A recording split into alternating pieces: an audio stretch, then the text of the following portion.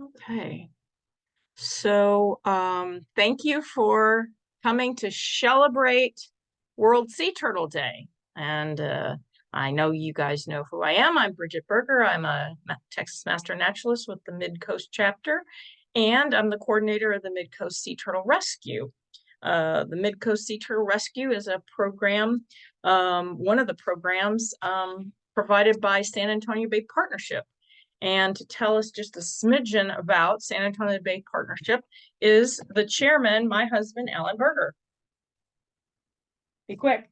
I hope that Bridget's presentation inspires you to sign up to help us rescue coal stone and stranded turtles at the end of this. They're awesome animals, and I think you will enjoy Bridget's presentation. And again, I hope it inspires you. Well, even if you can't help us with sea turtles, there are things you can do, and I have saved that for the end of my presentation. Let me hide those controls. And okay, so here's what we're going to cover tonight. The introduction to sea turtles. I'm going to go over the 7 species, tell you a little bit about them. I'm going to tell you how our Mid-Coast Sea Turtle Rescue helps turtles and how you can help. So first, what is a sea turtle? Of course, a sea turtle is a marine animal. It is a reptile. It is cold-blooded. But how it differs from other turtles is by its flipper, because it has its flippers because it lives in the water and it swims. The other turtles have legs. The land turtles can go in water, spend a lot of time in water, but they have claws to navigate in the mud, climb up on logs and bask. And then the tortoise is a land animal. It can like wallow in the mud, but it does not swim. Another difference between land turtles and the sea turtle is that the sea turtles cannot retract their necks into their shells like the others can. It's an ancient species. Oldest fossil is 120 million years old. And its shell, the hard-shelled turtles, its shell is actually its skeleton. It's one of the few animals that have both an internal and external skeleton. So a turtle cannot be taken out of its shell like many cartoons show, but its shell is actually its bones. On the leatherbacks are soft. They have more of the rib and the spine structure that's covered with a leathery type of skin. On the hard-shelled turtles, their bones are covered with a keratin structure called scutes. Its skin is covered by a different keratin structure called scales. It's the same material as our fingernails, only a lot stronger. Interestingly, alligators and birds on their feet have a form of scale and scute made out of the same thing. So this is kind of a nod to the fact that birds are related to reptiles. Now, males are smaller than females. And they have a very long tail. They use that tail to hold on to the female during mating. They also have an extended claw on their front flippers for the same reason, to hold on to the female's shell while mating. The life cycle of the turtle, the females will come ashore and they will copulate in the water, of course, and they come ashore to lay their eggs. The eggs will hatch after about 50 days, and then the hatchlings, will crawl across the beach and return to the sea. Now, I want to show you a video so that you can see this. It's kind of a rare sight to watch a sea turtle nesting. So I have this video that I want to show you. And let me flip over here.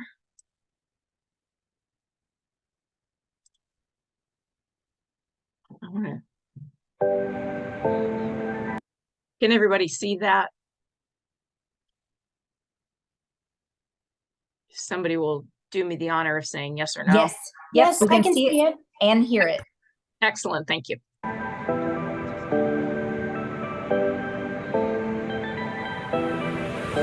We need to watch where she goes, and we need to mark off where her eggs are so we can watch it. So I want you to pay attention to, so this family out on Matagorda Peninsula did the recording of this, and then they called us afterward. And I want you to listen to what the mom is telling her son. She does an excellent job of instructing and explaining.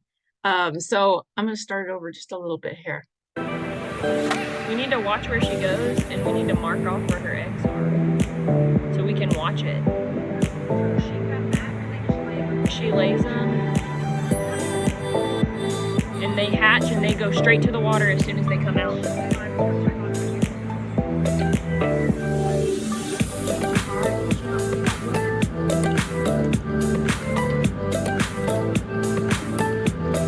She's resting her head on it. Oh, is she a snapper? She's a sea turtle. We have to wait for a while.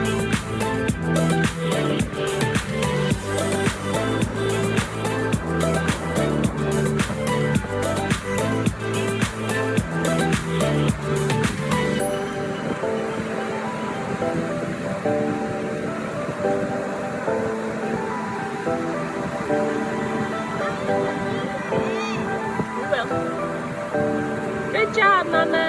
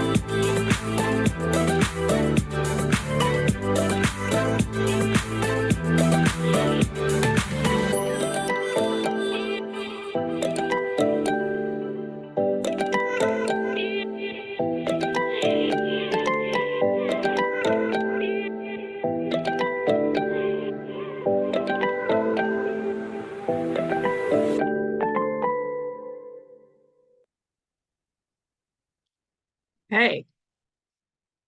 So back to our presentation. So there you saw how the technician from Padre Island National Seashore came and harvested the eggs. There is no nesting patrol on Matagorda Island or Matagorda Peninsula. Well, there might be some on the northern reaches of Matagorda Peninsula, but I'll talk more about nesting patrol in a little while.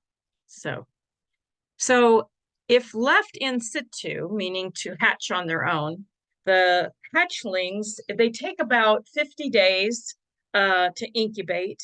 And the sex of the turtle is determined by the hotness or coldness, the temperature of those eggs. So warmer eggs produce females, and cooler eggs produce males. So think hot chicks and cool dudes is how the saying goes. But as you might imagine, global warming has great implications as far as sea turtle and other reptiles as well follow suit. So it has implications for the gender balance of these animals. Once the hatchling crawls into the water, it will make a frenzied swim for about 3 days out into the water, and it will go to sargassum. So next time you see the sargassum all lining the beach, think this is turtle refuge, hatchling refuge, and you might be able to tolerate its presence on the beach more. But they live there for a number of years, where they'll eat soft, slow-moving crustaceans, like little crabs and things like that. Another phenomenon that happens when the mother turtle comes to shore, you might think the turtle is crying, but in fact, it's the way that they excrete excess salt out of their system. We humans, we sweat it out, our kidneys excrete it, but turtles don't have that function. And so they excrete excess salt through their eyes, a gland near their eyes, and it makes it look like they're crying. Now, there are 7 sea turtle species in the world. The one family is the hard-shell turtles, and the other family has one member, which is the leatherback. And we're going to take a look at each one of those. Here's a graph that kind of gives you a comparison of size. So you can see that the leatherback is the largest of the sea turtles, but it kind of gives you, and then the Kemp's Ridley is the smallest. So it gives you kind of a size comparison. So we'll start with the flatback. They are strictly Australian. They are off the northern coast of Australia, and they are about 3 foot, 200 pounds. They have a smooth back, and they say that this physiologic feature allows them to be more active and stay more active underwater for longer periods of time than other species. A couple interesting factoids about them. They have the largest eggs and the largest hatchlings relative to their adult body size than all of the sea turtles. Another interesting thing is that there are very, very few underwater photographs of these turtles because their main predator is the saltwater crocodile, which would also attack humans. So humans don't go looking for them in the saltwater because of the crocodiles. The next species is the olive ridley, and they are global, but they're in the United States, they're really only found on the Pacific coast of Southern California on down to northern Chile.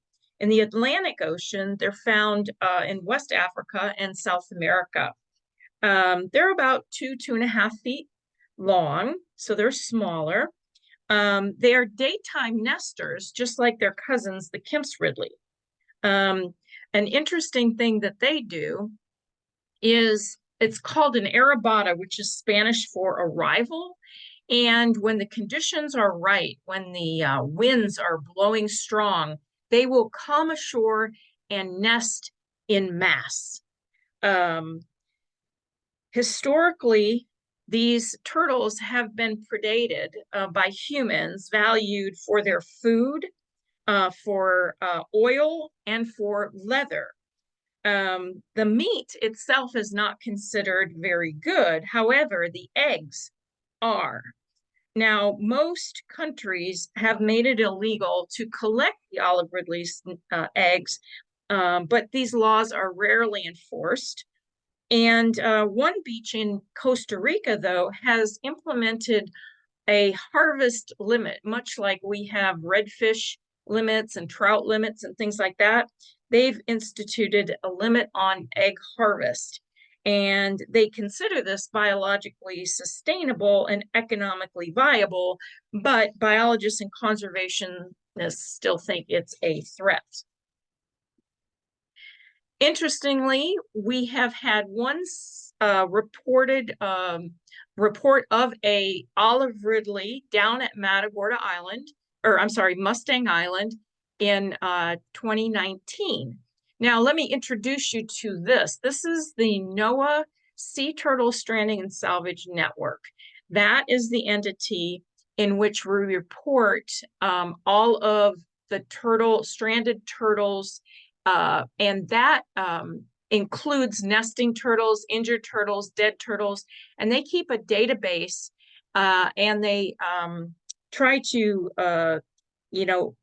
do the research on the populations, and what is killing these turtles, etc. And so this is you can go to this website at any time and look at what turtles are being sighted and reported. So the leatherback, as I mentioned before, it is the largest of the sea turtles. It can be up to 9 feet long and weigh 600 to 800 pounds. The largest recorded was 2,000 pounds. It washed up in Wales in 1988. They are worldwide. Their habitat is mostly open ocean, and they are one of the most highly migratory animals on Earth, traveling up to 10,000 miles or more in a year. Because of their soft exterior, they can do things that other turtles can't. For instance, they can dive deeper. They also tolerate colder temperatures below 40 degrees, which the other turtles do not. So they venture into colder areas than most turtles would do. The nesting in the United States does occur in Florida, Puerto Rico, and the Virgin Islands. Here's some stranding reports. There's been 18. The database is about 10 years old, and I looked in there, and there has been 18 reported strandings. Now, last year in May, a friend of mine sent me these pictures, and it's clearly a leatherback, and this was from Galveston. So that was exciting for me. So our the most common Texas turtles are these 4 here. We'll start with the hawksbill. The hawksbill has a very pointy mouth, and that is so that they can get into the cracks and crevices in a coral reef. That is their habitat. They eat the sponges and the soft reef invertebrates, and so they're not found near our shorelines. They're more offshore in the coral reefs. They're found in southern Florida and the Caribbean mostly. One feature of the hawksbill is their beautiful shell. Their colors range from chocolate drippings to dark brown to black with golden sunbursts. So they have a wide coloration. And because of this, and their scutes are overlapping, like you see in this image here. Because of their beautiful shell or scutes, they've been made into mostly jewelry and ornamentation.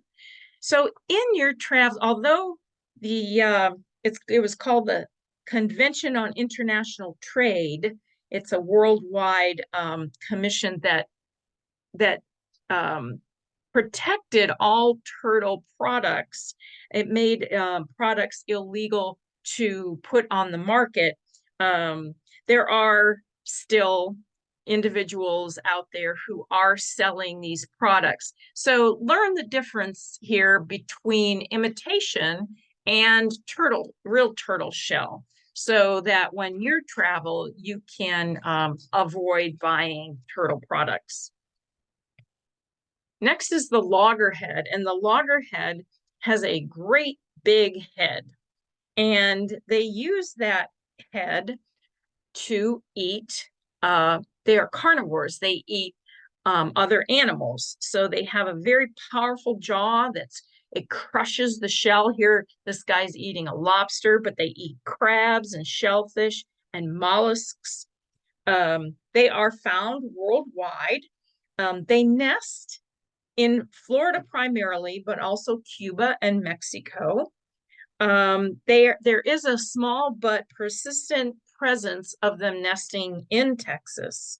They do forage throughout the Gulf of Mexico, and we do have regular reports of them stranding on our beaches.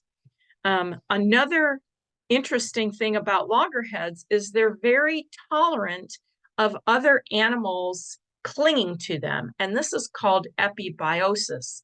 So these epibiotes are organisms like algae, crabs, marine worms that actually cling to the loggerhead.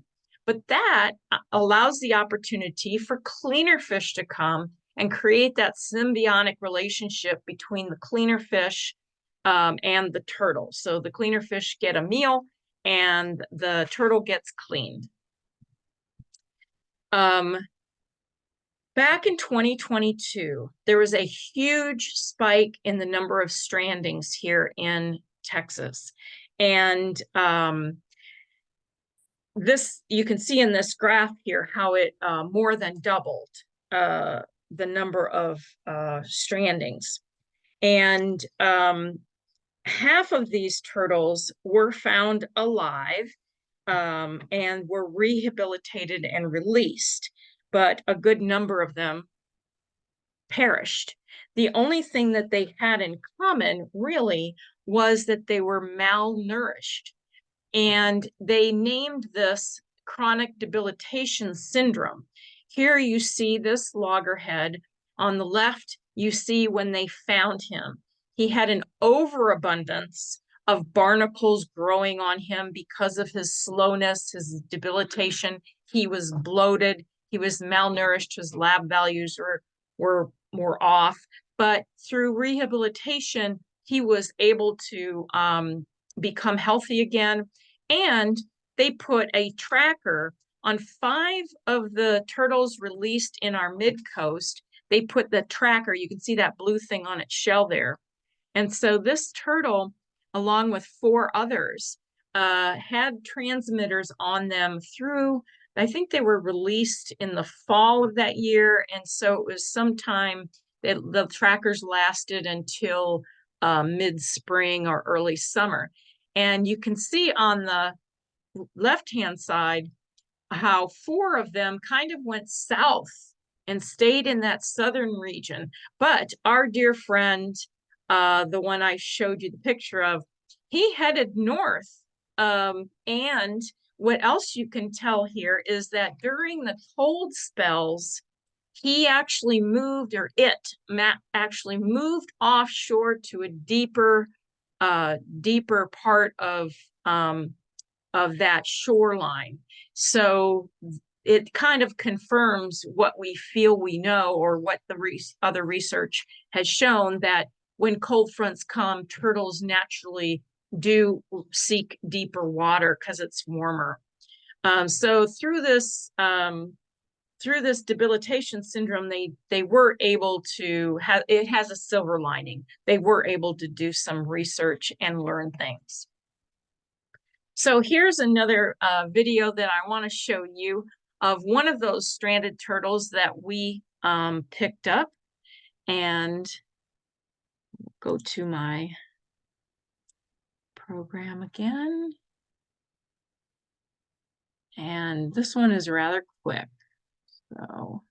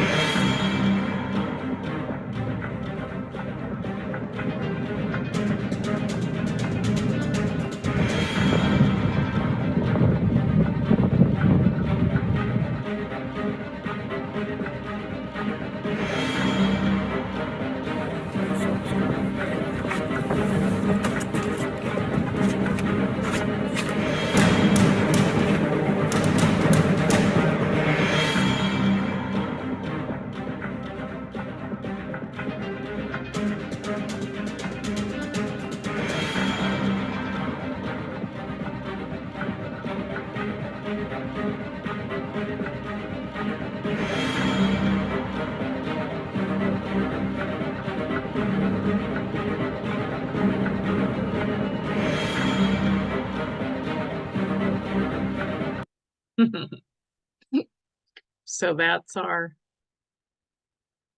our stranding video. Okay. So next is the Kemp's Ridley. This is our Texas nesting turtle. It is the smallest of all sea turtles. It weighs about 80 to 100 pounds and is about 2 feet long. You can see here that the shell is almost perfectly round. It's most others are either teardrop shaped or heart shaped, and it is the most endangered of the sea turtles. Now, one day I went down a rabbit hole and I said, why is this named Kemp's Ridley? Well, here's what I found out. It's named after this gentleman here, Mr. Richard Moore Kemp. And Mr. Kemp, back in 1880, actually in 1878, Richard Kemp was a merchant in Key West, Florida, and he corresponded to the director of herpetology at Harvard's Museum of Comparative Zoology. His name is Samuel Garman. And Mr. Kemp wrote about the bastard turtle, who locals considered to be a cross between a green sea turtle and a loggerhead. Kind of like a mule is a hybrid between a donkey and a horse, but they can't reproduce. In 1880, though, Mr. Kemp sent Mr. Garman some samples of this turtle. And this is the sample on file at Harvard. And through Mr. Garman's scientific investigation, he recognized it as a unique species. So here you see the statement in the documents. It says, in consideration of the great interest Mr. Kemp takes in matters pertaining to natural history, it is most appropriate this species he has been the means of bringing, oops, I can't read the rest, bringing into notice should bear his name. So that's how it came to be called the Kemp's Ridley. And Ridley is a colloquial term meaning riddle. Doesn't want to advance. There we go. And in Key West, Mr. Kemp is buried, and he is recognized for eternity as the namesake of the turtle, or the turtle is the namesake of him. So the riddle was not solved back then, however. In fact, it was quite in recent times that the riddle of the Ridley was solved. In 1947, the Mexican engineer named Andreas Herrera landed his Cessna plane on a beach near the little town of Rancho Nuevo and recorded this video of an Arabata. It's a mass nesting with his 16mm camera. But the video sat unnoticed in somebody's desk drawer until the early 1960s. So it was not until the early 1960s that the scientific community was aware of where they were nesting. Oops, go forward. Okay, so in that video, you saw that there was, they estimated about 40,000 sea turtles were nesting that day. But by the early 1980s, the population had fallen to less than 300 females. And so there was an international effort to conserve this species. Here in Texas, Dr. Donna Shaver has dedicated 45 years of her life to establishing a system of reintroducing the species and monitoring the beaches for nesting turtles, harvesting the eggs, housing the eggs for incubation, and releasing the hatchlings into the Gulf. She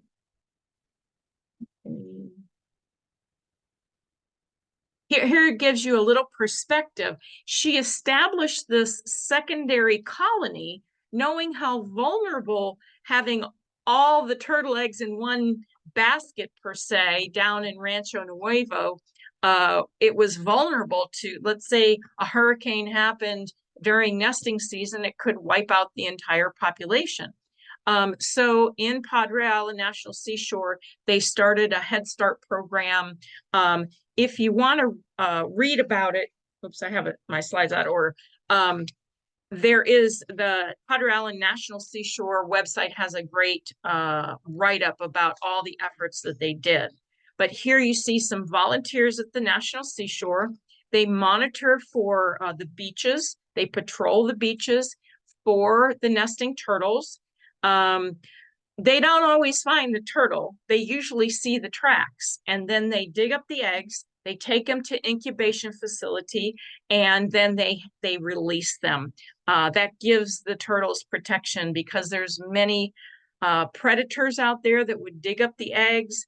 Ghost crabs eat them, fire ants, feral hogs, coyotes, and of course there's the human factor too. But in this effort, this goes on all along the Gulf Coast, but the primary nesting is in the southern Texas coast. So Mustang Island, Padre Island, and further south. Here's the Padre Island National Seashore if you want to read more about in detail about the efforts. You can attend a sea turtle release at Padre Island. Just call that hotline and they will have, and you have to call it frequently because the different nests will be shown at different, will be, they don't have public releases for all the nests, just at certain times.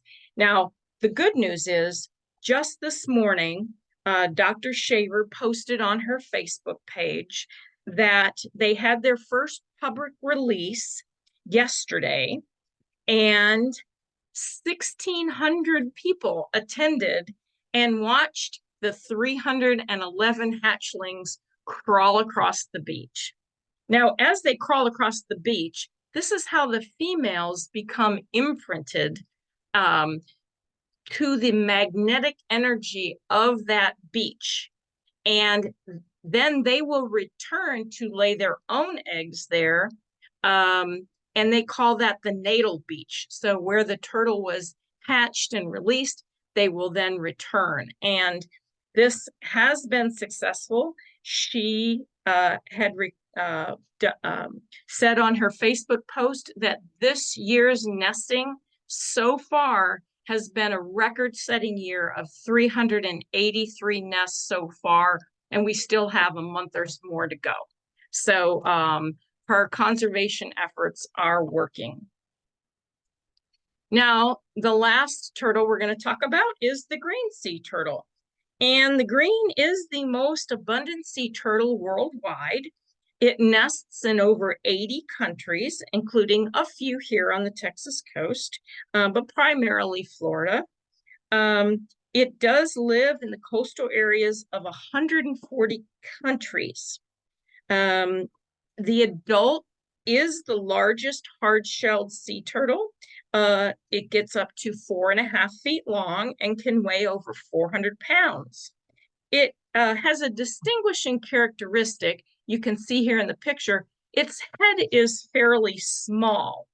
It also has, if you look at its head, it has a pair of the scales in between its eyes. And we use that, the scale pattern to identify, and the skew pattern to identify the different species of sea turtles.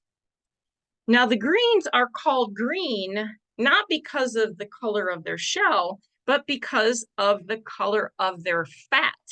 Yes, the greens were used to make turtle soup and other delicacies. They are vegetarians. They eat grass, the seagrass, and algae. And so their fat is colored green. And according to documents, they were very delicious.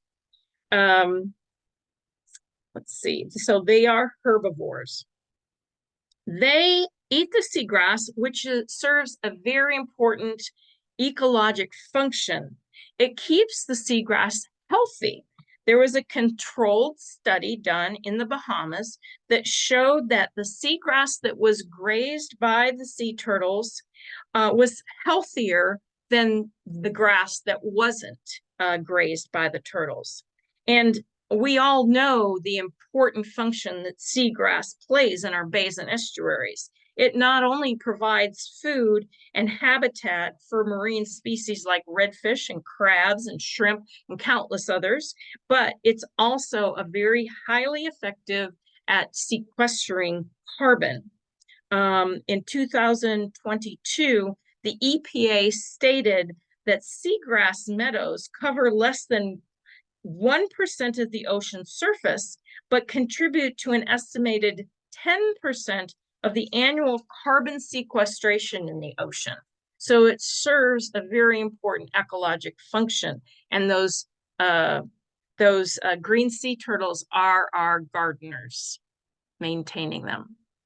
Now, here in our mid-coast, we have sea turtles in our bays and estuaries because they're eating the seagrass. The juvenile turtles, after a couple of years out in the sargassum, they will come inshore to their bays and estuaries and eat that seagrass, and they'll live there until the reproductive age at 30 or 40 years old. Then they will go back to the Gulf and start their adult life cycle out in the deeper waters, eating floating algae and things like that. Unfortunately, because they're in our shallow bays, it makes them susceptible to cold stunning. When we have the cold fronts come through and the water temperature drops, they, being cold-blooded animals, aren't able to move. Once that water temperature reaches 46.6 degrees for 24 hours or more, the turtles can become cold stunned, and they can't swim well. They float to the surface. They get pushed by the wind upshore onto the shoreline. They can drown because they breathe air like you and me. They can't control their body, so they can drown. But they also get blown up and they get predated by birds and coyotes and fire ants and all kinds of things. So that's where we come in. We've started the Mid-Coast Sea Turtle Rescue, and I want to tell you how that came to be.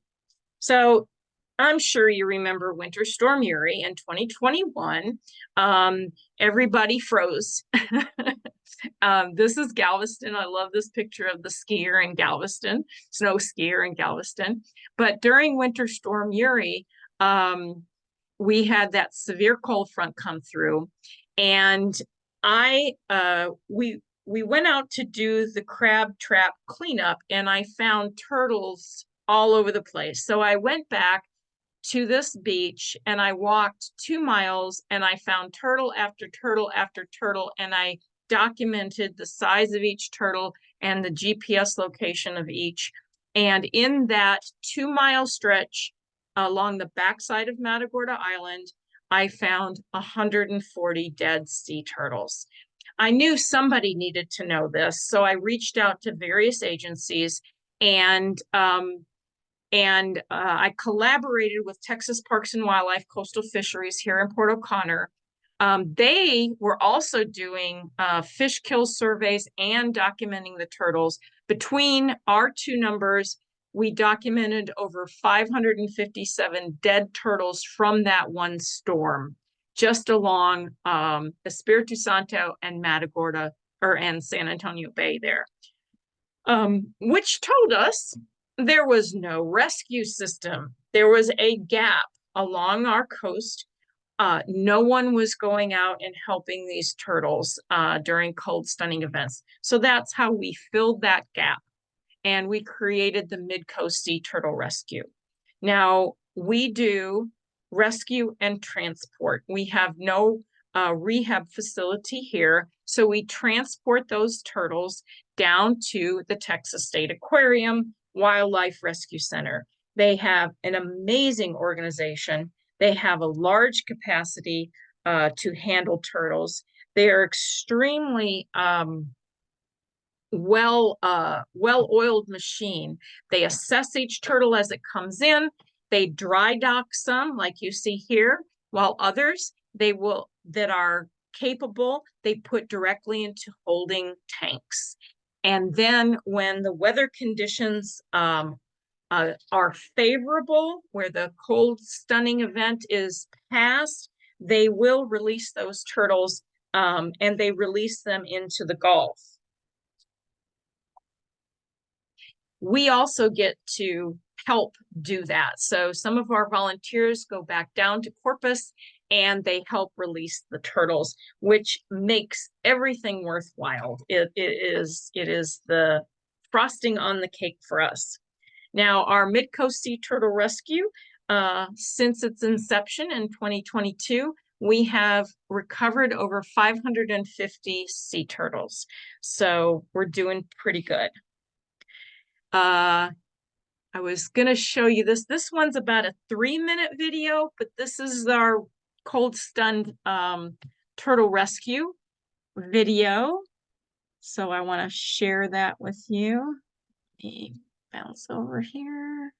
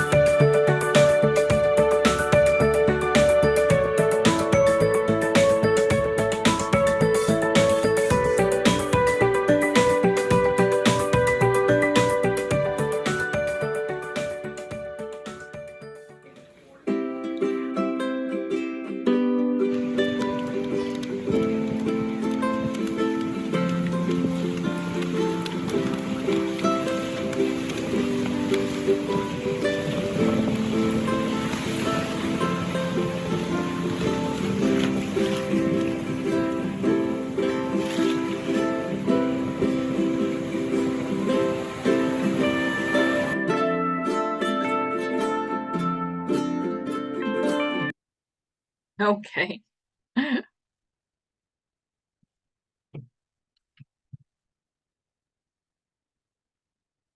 So now that's what we do.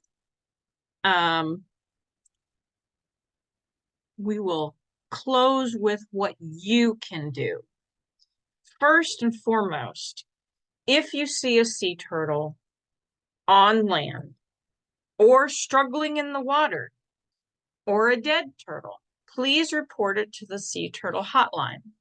When you dial this number, there is number 1 for this and number 2 for like Galveston. Number 3 gets you to me. So if you're in our Matagorda Bay, Espiritu Santo, or San Antonio Bay, press 3 and it rings my cell phone. So please report any turtle that needs help.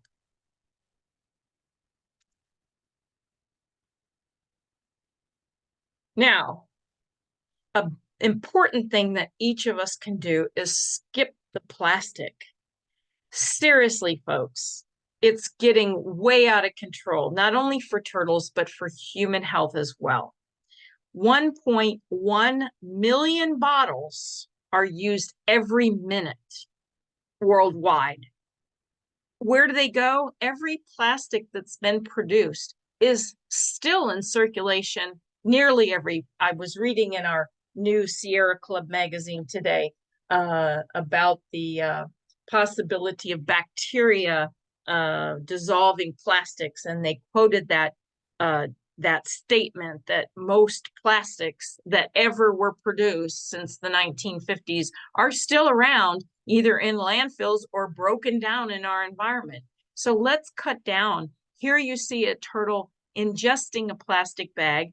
Here you see these bite marks that the turtles have made in these plastics.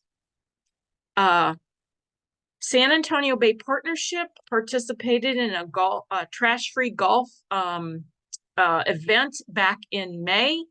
There was 16 volunteers that walked 2 miles of beach, and we picked up 3,748 plastic drink bottles. We are focusing only on bottles. And that was just in 2.5 hours.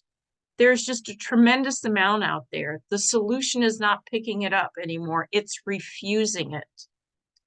Last fall, each fall we have a shorelines cleanup. And last fall, we picked up over 8,000 water bottles. We picked up 600 plastic jugs and containers. We picked up 1,000 plastic bags and 5,000 plastic pieces. So we need to start skipping the plastic. Refuse it. Use your own plastic, or use your own reusable bags when you go to the grocery store. Get your own drinking water and put a nice water station or nice water filter on your tap. So we need to start skipping the plastic. You can do that. Here's an example. This is a sea turtle that was picked up on Mustang Island, and they named him Timmy. And Timmy was malnourished. He was lethargic. His lab values were poor, and they put him in the holding tank, gave him some vitamins, and rehydrated him. And through the following days, he pooped out 130 pieces of plastic. Now, what drew my attention was, yeah, these are the soft plastics. Where are the hard plastics, like the water bottles? These are all plastic bag type of things. And I don't think they can poop out those hard plastics. It won't go through their system. So that's something else that you can do too. And pick it up, even if it's not yours. Wherever you see it, pick it up. Dispose of it. Put things recyclable into the recycle, and at least put it in the trash, because all storm drains lead to an ocean. Fishing line is another hazard for sea turtles. So look for these fishing line recycling bins at a dock near you. I put out 2 more. I think there's a total of 5 or 6 now in Calhoun County. I have 4 more to put out. So we're trying to put them every place we can to help reduce the amount of fishing line in our environment. Now, if you want to volunteer with sea turtles, these are a few options in my region. Like I said, the Mid-Coast does sea turtle rescue and transport. We do not do the nesting. The Amos Rehabilitation Keep in Port Aransas and Padre Island Seashore does both. They will do cold stunning and they will do the nesting. And of course, it takes specialized training. For the cold stunning, every October, Dr. Shaver and Martha conduct the mandatory training for sea turtle cold stunning rescue. And every volunteer every year must take this training. Thank goodness it's a webinar. But if you want to be involved, please contact me. Let me know. If you're outside this region, then let me know. If you're interested, I can put you in contact with the appropriate organization that's doing the rescue in the areas outside the Mid-Coast. Also, visit and support these organizations that take care of sea turtles, the rehab turtles. There is the Texas State Aquarium, like I mentioned. You can go visit the sea turtles there. Also, there's a smaller organization called the Texas Sea Life Center in Corpus as well. And they're a really cool organization because they not only do sea turtles, but they have kind of like a small zoo over there of exotics that were given up or released or whatnot. So that's a neat place. And then, of course, the Amos Rehabilitation Keep is associated with the UTMSI at the University of Texas down in Port Aransas, and Sea Turtle Inc. is down in South Padre, and that's a really cool place to visit. They do great programs, so go visit and support these organizations. This is how you can read more. These are just some of the books that I have and I've read. This Our Sea Turtles is the second edition, and that is more tells you all about each species, and that is my go-to reference. So the other ones are more of story type of historical type of documents, so our books. So these are just some more information for you if you want more information. And that's it. Thank you so much for celebrating World Sea Turtle Day with me. I'll take any questions. I see in the chat that Phil asked a question. At what time from when an egg is laid is the sex of the turtle determined according to temperature? That's a very good question that I don't know the answer to, but I bet that my sea turtle book will tell me that.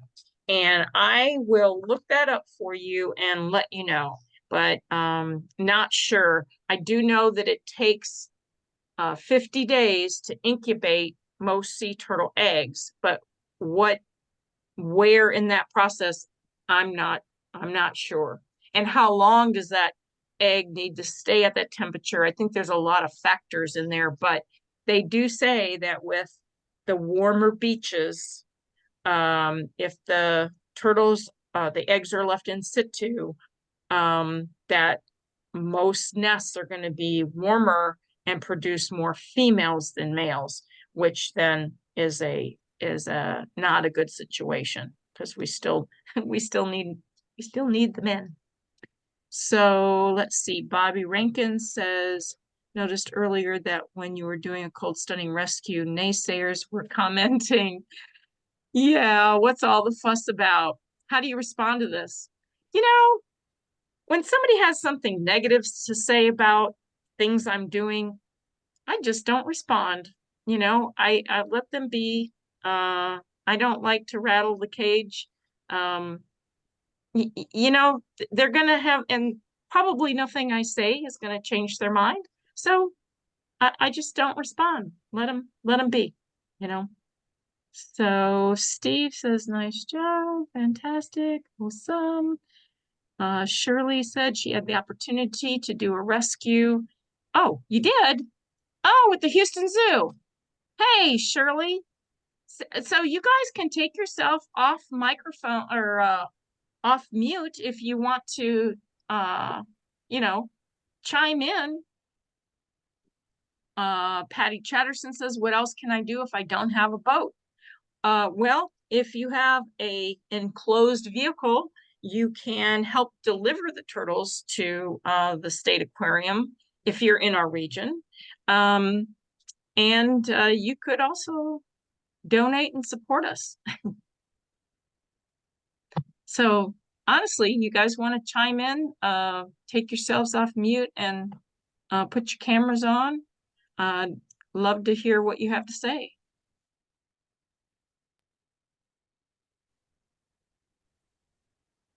Good job. Hi, Patty. Patty's my best friend. I don't have a boat. No.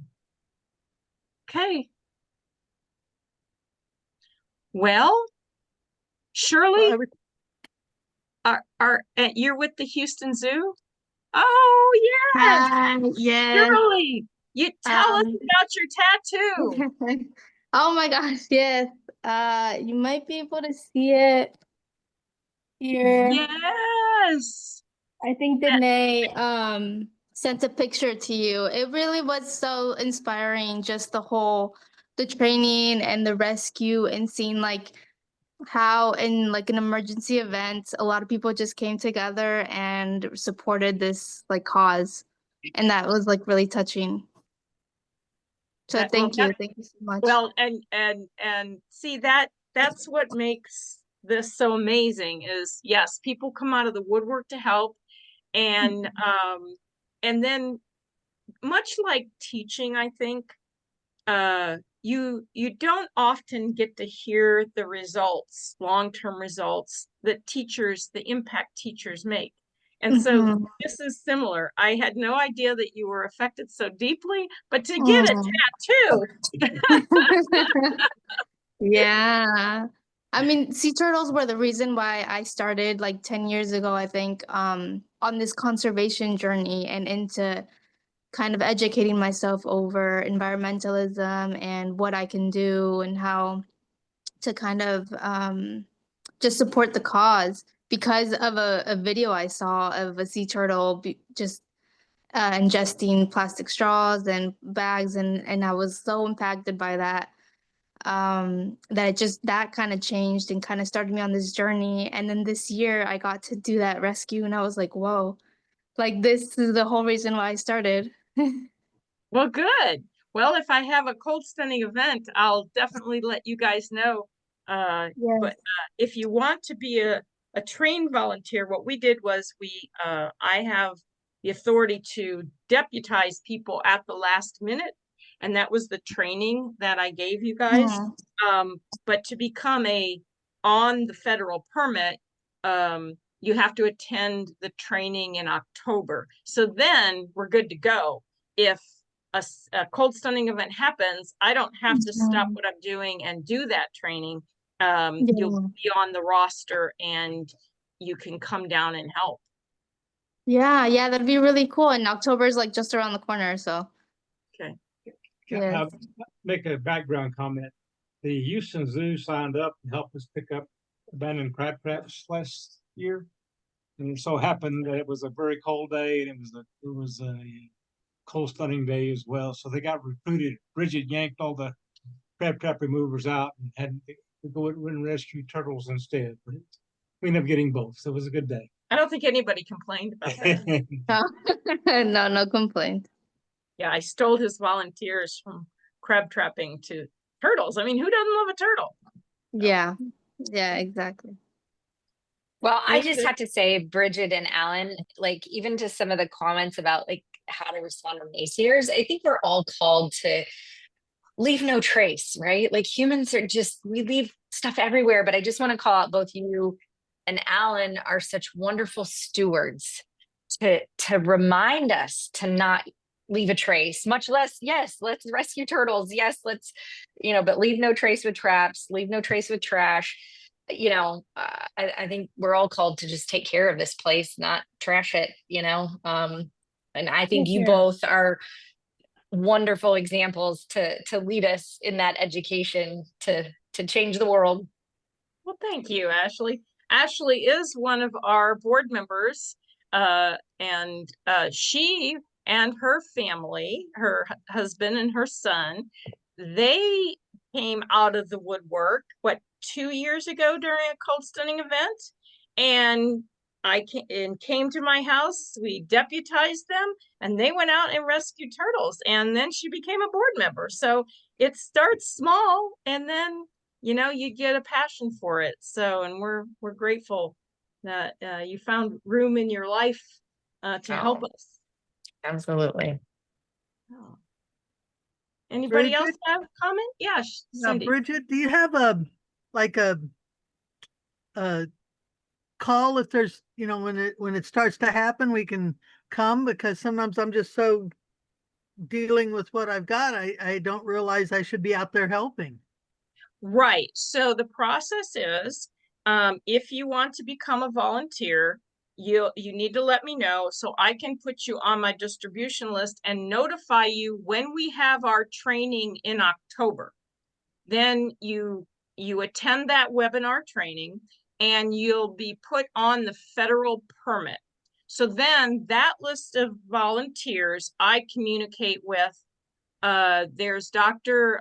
Philip Tussaud down at in Corpus Christi. He watches this weather, and he gives us a heads up and notifies everybody along the coast, and that's where I get and then of course I'm watching the weather all the time, and that's then how I communicate with my volunteers, and through email, and then when the weather, it doesn't always go as scheduled. So oftentimes with the cold stunning events, we had 3 of them this past winter. So 2 in January, 1 in February. One was a 1-day event. One was a multi-day event. Because that weather kept up, we couldn't get out. So when it's a very quick cold front, the temperature drops, the turtles, especially if it's early in the year, the turtles get a heads up. But if it's a very long and drawn out cold front, they don't, where it's multi-days and we can't get out to search for them, there's going to be more turtles stunned than as if it was a quickly moving one. And, unfortunately, we're not going to send anybody out in poor conditions. Our, human safety is first above any turtle. So every cold stunning event has been different. I think we've had 5 or 6 now. So we just have to play it by ear. But that is how if you want to be on the roster, let me know, and then I will add you to our distribution to let you know when the training is. If you make the training, then you'll be on my list on the federal permit. I can do that. All the drivers and boat captains and boat crew, those are the 3 roles. So I know you don't have a boat, but if you're interested, now being on a boat in the winter time, you kind of need experience at that. That is, I don't put people out there in harm's way or a burden to the boat captain. If you need to have certain physical rigor, you need to have the equipment, you need to have waders, that sort of thing. If you're not in that situation, then we can always use ground transportation as long as you have an enclosed vehicle. So like an SUV or a pickup truck that has a bed. Sometimes we use smaller vehicles. Steve Marwitz, who's also one of our board members, he actually has recruited a enclosed trailer from a church in Port Lavaca, and he drives that, we put carpet down, we fill it with turtles, and he drives that down to Corpus for us. So those are kind of the roles, and sometimes people want to help, but they don't have a boat, or they can't be on a boat, or they don't have an enclosed vehicle. So unfortunately, I can't fit everybody to the jobs always, but you know, we do the best we can. Well, I could be put on someone's boat. I don't have a problem being on a boat. I just have to get the waders, and I do have a pickup. Good. Is it enclosed? Well, I've got a back seat kind of in it. We could put them back there. Or I don't know how much enclosed it needs. I got tarps and stuff I could put over the bed.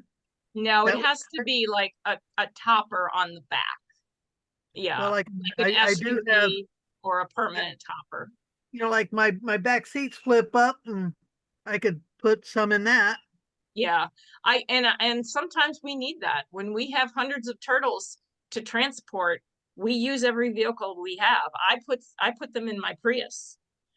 So yeah, so we will add you, I'll add you to the list of communication, and then we'll put you on the list for the training. I just have to get me the waders and I can go out on the boats even. I don't have a problem with that. Any other comments, guys? Thank you, Bridget. That was a great presentation. Thanks, Bridget. Yeah, Good. awesome. All right. Thank you. Okay, guys. Why don't we all go celebrate in our own way now? Sea turtles. Cheers. Thank you. Thanks Thank you a so lot. much. Bye. Bye. Bye.